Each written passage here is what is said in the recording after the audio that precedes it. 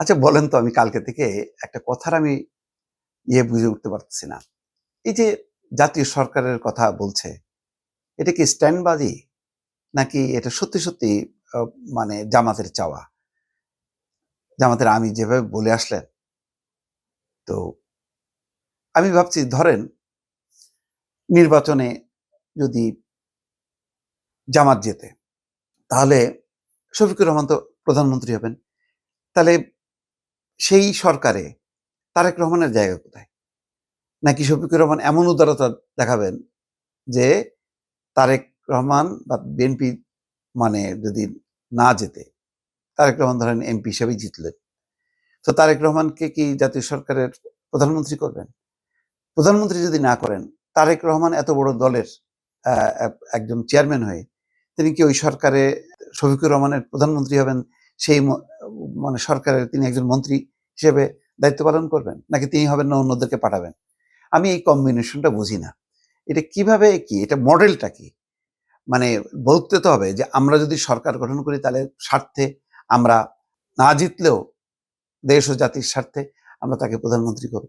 অথবা আমরা বলব যে আমরা আ প্রধানমন্ত্রী হব সত্য, কিন্তু আমরা বিরোধী দলকে আমাদের এখানে উপযুক্ত সম্মান দেব, তাদেরকে অন্তর্ভুক্ত করব এবং আমরা ৫ বছর চালাবো, দেশ চালাবো।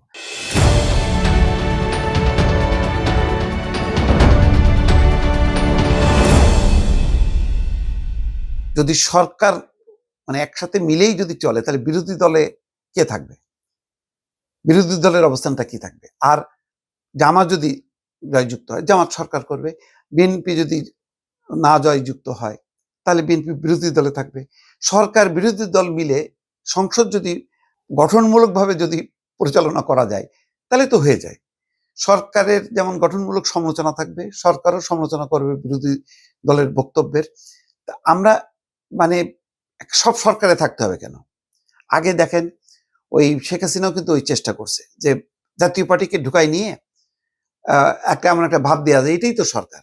এই বিরোধী দল এগুলি তো স্বাধীনতা বিরোধী, মুক্তিযুদ্ধ বিরোধী, এগুলি পাকিস্তানি, ওরা চলে যাক পাকিস্তানে, আমরা মিলেই সরকার চালাবো। কিন্তু শেখ হাসিনা সম্ভবত পরে বুঝতে পারছে যে এই হাঙ্কি পাঙ্কি করে লাভ নেই, এই জন্য পরে নিরঙ্কুশ দলীয় সরকার করছে।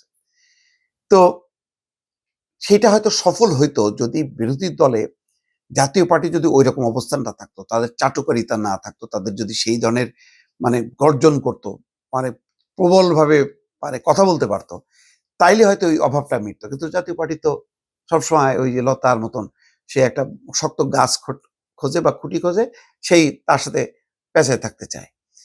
কিন্তু যদি আমি কল্পনা করি যে ধরেন জামাত ক্ষমতায় আর বিএনপি বিরোধী দলে, তো বিএনপি তার মতন করে দায়িত্বশীলতার পরিচয় দেবে, সরকার দায়িত্বশীলতার পরিচয় দেবে, তাহলে তো হয়ে গেল।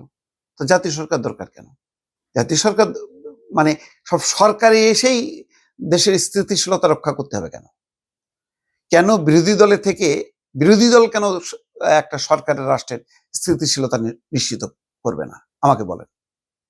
আপনি যদি বিরোধী দলের থেকে যদি উচ্ছৃঙ্খল আচরণ করেন তাহলে তো আপনি রাজনৈতিক দলই না। তাহলে তো আপনার দ্বারা কোনো কালেই হবে না। যেমন আগে কি হয়েছে? বিএনপি, আওয়ামী লীগ। আওয়ামী লীগ ক্ষমতায়, বিএনপি সংসদে নাই। আবার বিএনপি ক্ষমতায়, আওয়ামী লীগ সংসদে নাই। গণতন্ত্র স্থিতিশীল হয়নি। এটা তো সত্য। তো ওই অভিজ্ঞতার আলোকে যদি এখন নতুনভাবে যদি তেমনটা না হয়, যদি এখন দায়িত্বশীলতার জায়গায় যদি দায়িত্ব পালন করে, তাহলে জাতীয় সরকারের এই ধোঁয়া তুলে মানুষকে বিভ্রান্ত করার দরকার কি? আমার প্রশ্ন থাকলো একটু আপনারও মতামত দেবেন। ভালো থাকবেন। আল্লাহ হাফেজ।